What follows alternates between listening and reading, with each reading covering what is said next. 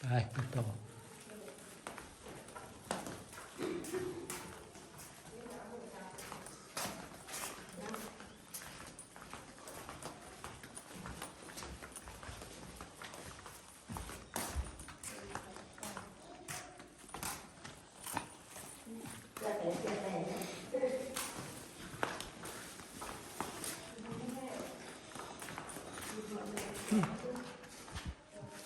น่าจะถ่ายอะไร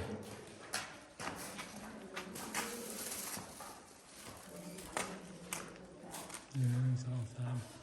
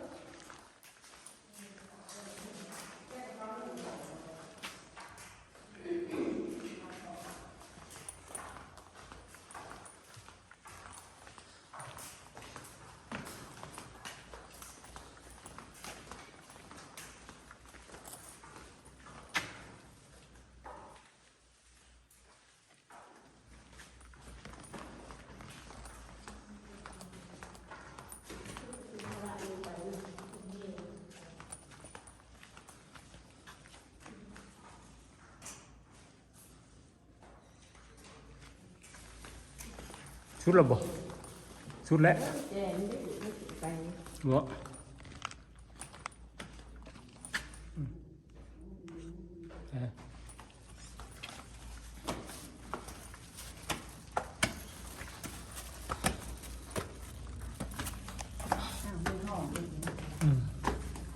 โอ้มีบักคำมาบ่ได้พอระบบมามีบักเซลครับแล้วอ๋อสดอะไรได้ดิสดออกปีเลยได้ดิ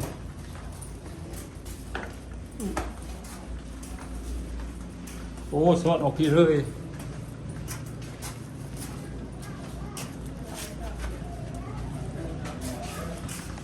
เบิ่งดีกว่าจะมาเบิ่งนี่จุดชมวิวจุดชมวิวมานี่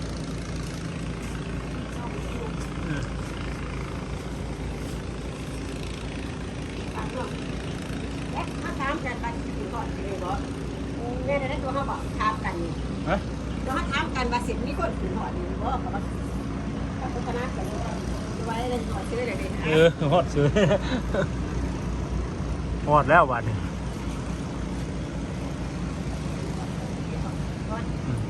หอดจอด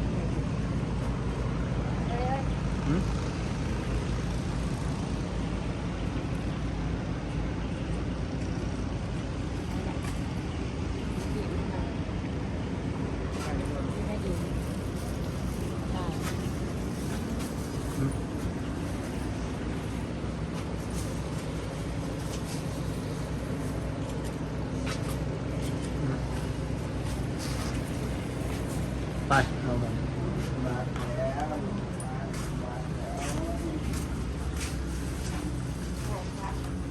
พักก่อน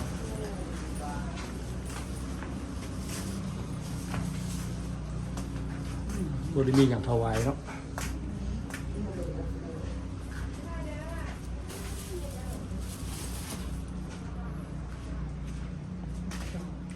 มีอย่างถวา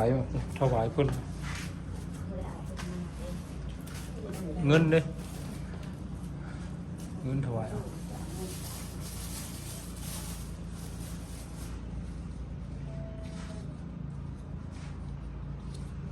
นี่แหละใช้วิดีโอวาเลยประมาณลงในช่องเลยพันที่ใต้ใช้บาทครับ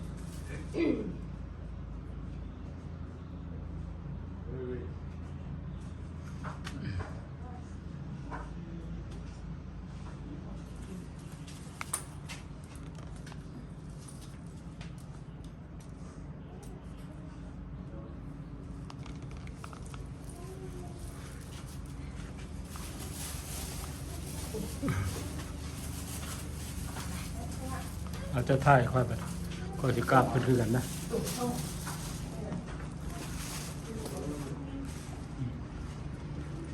ำไงหรอวะฮะทำไง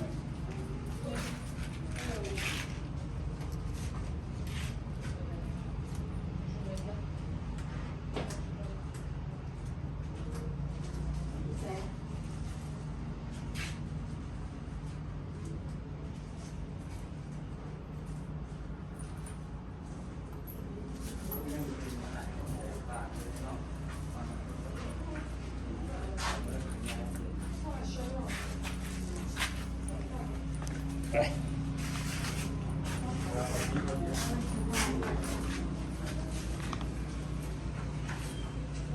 ใช่เลย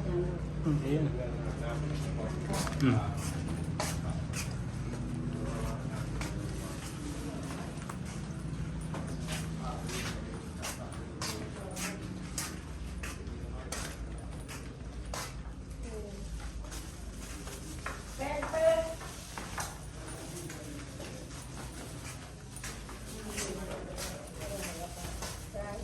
เดี๋ยวกอดไม่พอ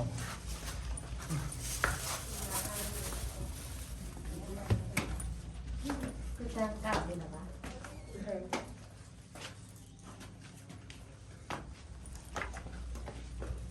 ออกท่าไหนเดี๋ยว ไม่เหนือ โอ้เบื่อหนังเนาะ พี่แล้วทางออก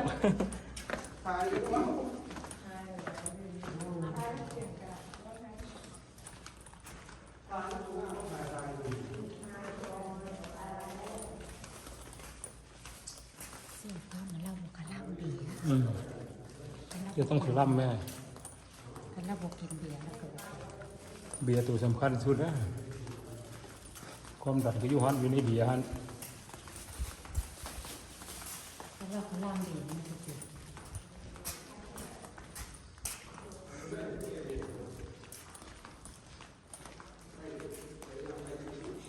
เราเบียร์ขล่ำแล้วของมึนเมาขล่ำเบิด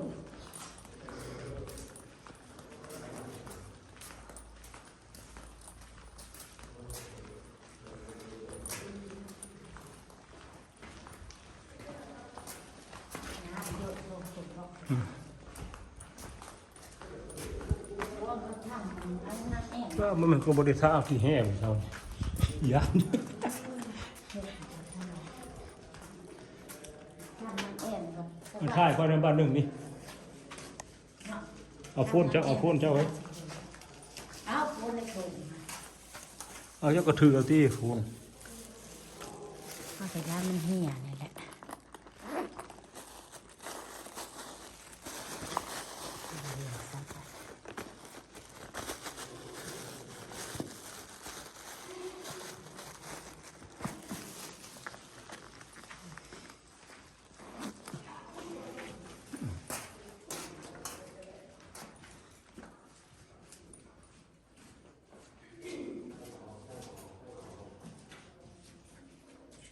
แล้วแล้วแล้วขึ้นเนี้ย แม่รู้ทางออก ทางออกเลยนะ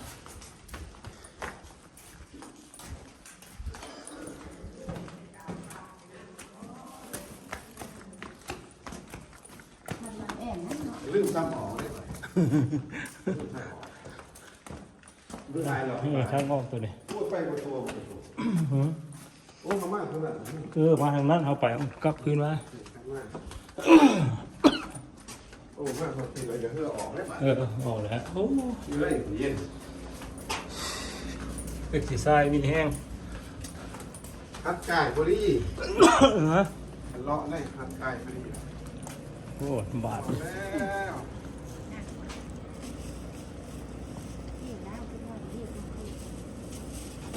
ทางลงบาทเนี่ย เตรียมลงแล้วบาทเนี่ย มาเลยเด้อออกมาเลยเด้อ อ๋อมีทีนี้เนาะ